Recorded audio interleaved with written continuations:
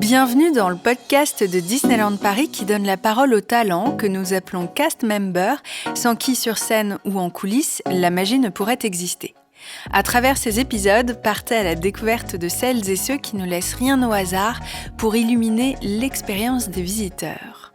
500 métiers, plus de 120 nationalités, nos cast members forment une grande troupe aux missions diverses et variées que nous vous proposons de découvrir dès à présent. Bonjour à tous les trois, je me trouve en présence de Quentin Rodriguez qui est ingénieur mécanique. Bonjour Quentin. Bonjour. Gaëlle Gentil, inspectrice qualité. Bonjour. Et Jérémy Patinet, technicien ride. Bonjour. Quentin, est-ce que tu pourrais m'expliquer la maintenance au global pour quelqu'un qui ne connaît pas vos différents corps de métier? Alors la maintenance à Disneyland Paris, c'est énormément de corps de métier. On va avoir des mécaniciens, des automaticiens, des électriciens, tous les métiers du BTP. Des bureaux d'études d'ingénierie, mais également beaucoup de métiers d'artisanat, chaudronnier, vitrier, drapier. D'accord. Et le but du jeu, c'est que tout ce monde-là va travailler en symbiose pour assurer au quotidien la sécurité de nos attractions. Ok. Et le plaisir du guest.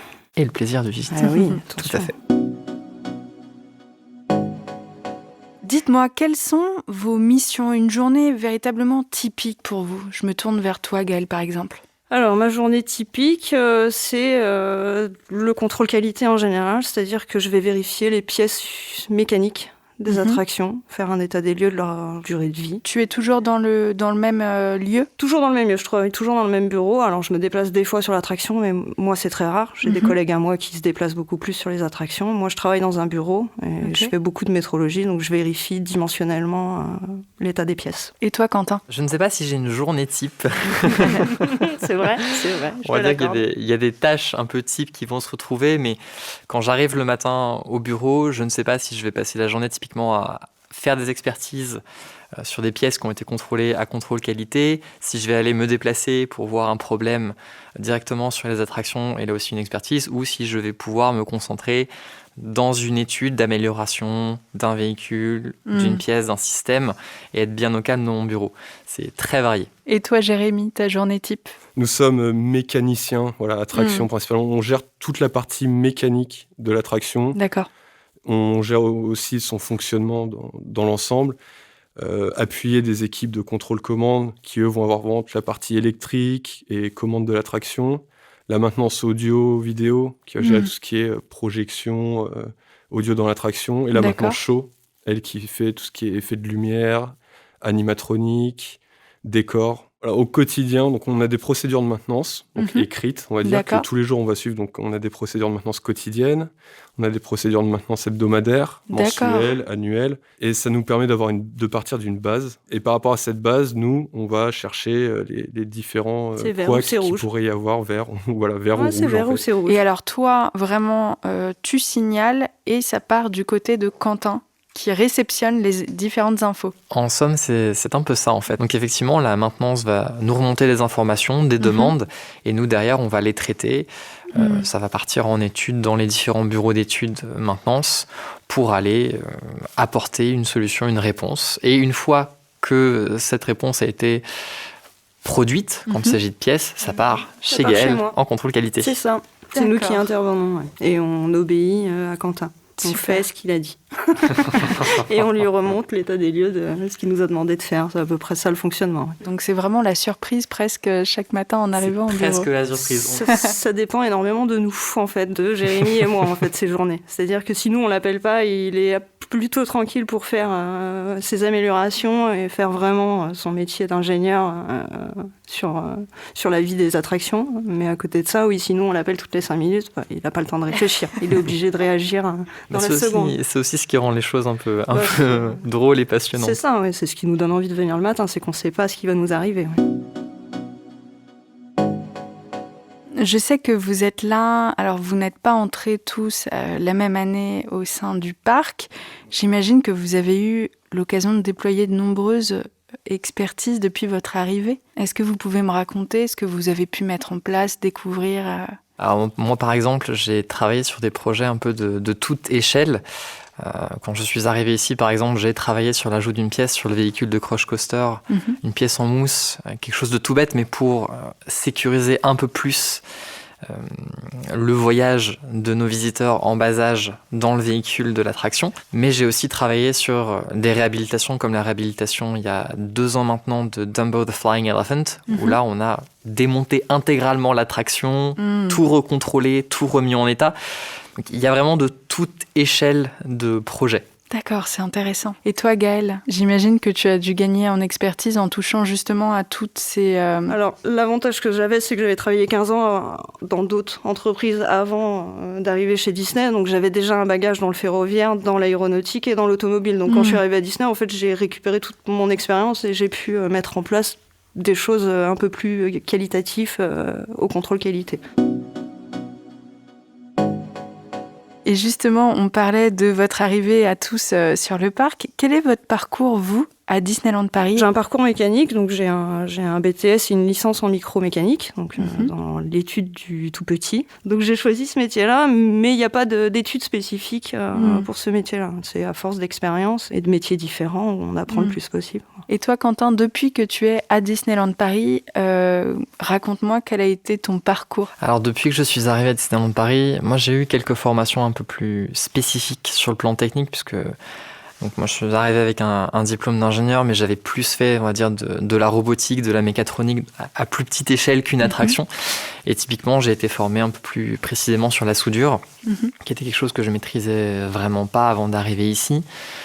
J'ai d'autres collègues qui ont été formés plus sur la pneumatique, l'hydraulique. On a à disposition beaucoup de formations pour nous aider à nous perfectionner dans toute la diversité des systèmes auxquels on a accès justement. Et toi, Jérémy, raconte-moi, tu as un parcours qui est un peu différent? On va dire que grâce à mes stages, donc j'ai découvert plus en profondeur l'entreprise. Tu faisais quoi comme stage, toi? J'ai commencé dès la 3e avec les stages de découverte en entreprise. Donc j'ai fait de la maintenance au Disney Village. D'accord. Et une fois arrivé en CAP, donc j'ai eu la chance d'effectuer mes stages un peu partout dans Disney, de voir énormément de services. Voilà. Ouais. Donc j'ai travaillé sur Space Mountain, donc en maintenance ride également. J'ai fait de la maintenance show sur tout ce qui est animation, animatronique, sur Small World, Pirate.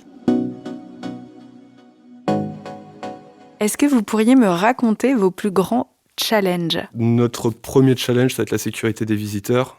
Donc, être sûr que nos attractions sont prêtes à accueillir les visiteurs au matin de l'ouverture. Et on travaille également de nuit, car la journée, vu que les attractions fonctionnent, on ne peut pas forcément les contrôler sur les horaires du parc. Donc, on a des équipes de nuit qui passent leur nuit à contrôler, vérifier, faire de la maintenance corrective, préventive, puis corrective, afin de chercher la moindre anomalie qu'on pourrait avoir au niveau du fonctionnement de l'attraction. Oui, c'est un métier de précision. Voilà. Et après, de journée, on va être plutôt orienté sur les pannes. Donc, au moins de soucis sur l'attraction va se mettre en sécurité d'elle-même. Et nous, on va intervenir de façon à faire repartir l'attraction en toute sécurité le plus rapidement possible. J'imagine qu'on a un peu le sauveur quand on arrive sur une attraction et qu'elle repart sous les yeux des Entre guillemets, oui, c'est un petit peu ça. Oui, mais quand ça arrive, c'est toute une fourmilière derrière que les guests ne voient pas. Et les pannes sont là pour assurer la sécurité des visiteurs et... Ah bah c'est notre métier à 100%. Hein. C'est la seule chose qu'on pense quand on travaille, c'est la sécurité avant tout. C'est-à-dire qu'il n'y a pas de gris, c'est noir ou blanc. C'est certain. On ne s'amuse pas à se dire ça passera. Non.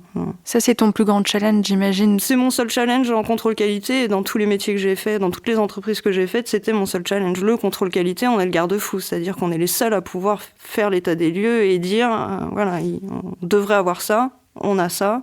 Et c'est là où on travaille avec les ingénieurs en disant voilà, eux, ils ont l'expertise pour dire bon, ça va passer, tout sera en sécurité, on continue, ou non, rempart, on arrête, on stoppe tout, et on fait ce qu'il faut pour que tout soit en sécurité. Première fois qu'on se retrouve face à une pièce très critique pour le fonctionnement d'une attraction, une pièce dont on sait que si jamais elle rentre en défaut, on peut vraiment avoir un problème. Et oui, on se retrouve à devoir décider ce qu'on fait et on y réfléchit à 2 fois.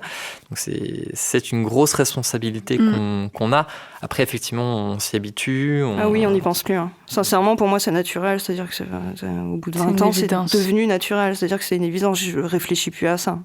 On s'empêcherait de dormir sinon. On y penserait toute la nuit. Donc, ça devient quelque chose chose de naturel. Puis on a des études, des supports, des retours d'expérience, des ABAC qu'on essaie de constituer pour justement réduire au minimum la part humaine dans la décision et faire en sorte que tout ce qu'on fait soit le plus précis possible. Ça, c'est un grand challenge qu'on a. Si je vous disais votre plus grande réussite aux uns et aux autres. Et là, je vois de grands yeux ouverts parce que j'imagine qu'il n'y en a pas qu'une. C'est surtout qu'on ne les considère pas comme des réussites. Toutes les pièces que j'ai contrôlées et que j'ai rendues en attraction, tout s'est bien passé, il n'y a pas eu de problème. Pour moi, c'est ma plus grande réussite. Voilà. Je me retrouve totalement dans ce que tu dis.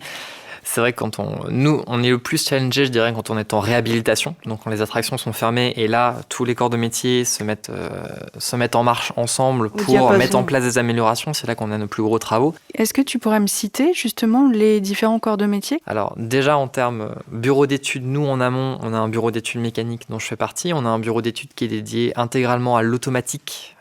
Et donc aux automates de nos attractions, un bureau d'études infrastructure bâtiment, un bureau d'études audio-vidéo, parce qu'on a quand même beaucoup de ce genre de matériel sur le parc. En parallèle de ça, donc on a tous les services de maintenance ride pour la partie vraiment mécanique, contrôle commande pour tout ce qui va être électrique et automatique, maintenance bâtiment, maintenance chaud. Maintenance audio. Maintenance, oui, bien sûr. C'est extrêmement riche, hein. C'est hyper intéressant de réaliser le nombre de corps de métier d'expertise aussi. Oui. Moi, c'est ce que j'aime le plus à Disneyland Paris. C'est d'un seul coup, je vais discuter avec un mécanicien qui est là depuis 25 ans, qui a vu les briques monter. Et à côté de ça, je vais boire un café avec un vitrier, avec une femme qui va faire de la peinture à la main en or.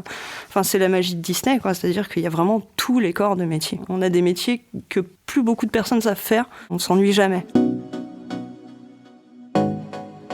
Justement, qu'est-ce qui vous motive à faire ce métier à Disneyland plutôt qu'ailleurs ? Quand on est ingénieur, c'est intéressant de se dire pourquoi Disney ? Alors, moi, c'est même plus profond que ça, puisqu'en fait, c'est Disney qui m'a donné envie de faire mon métier.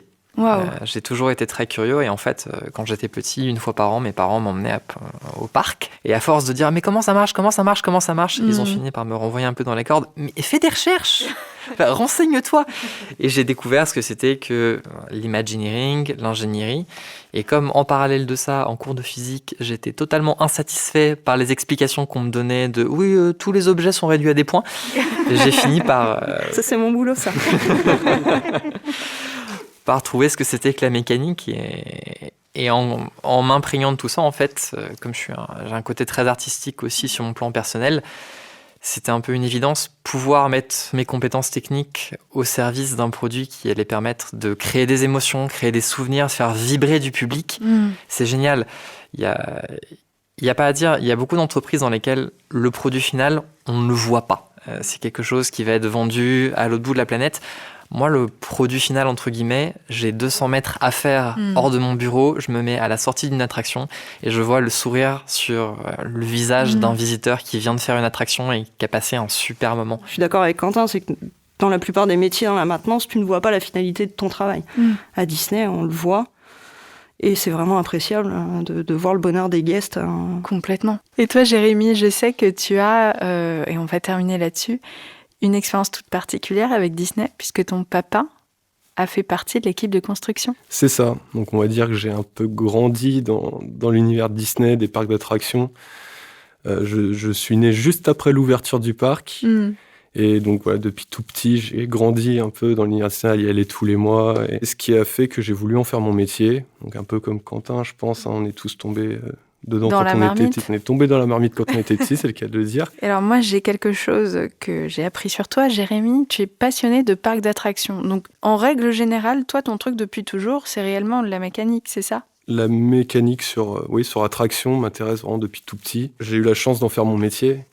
Et ça, c'est vraiment chouette pour le coup. C'est génial. Et aujourd'hui, voilà, après une panne, on va dépanner notre attraction. L'attraction redémarre et voir les gens contents de pouvoir monter dans l'attraction, je pense que c'est c'est un beau cadeau. C'est la meilleure gratitude qu'on peut avoir. Ouais. Et puis c'est vrai que la devise de la Walt Disney Company, alors l'été il y a quelques années, mais je ne sais plus si elle est encore, c'était « We create happiness ».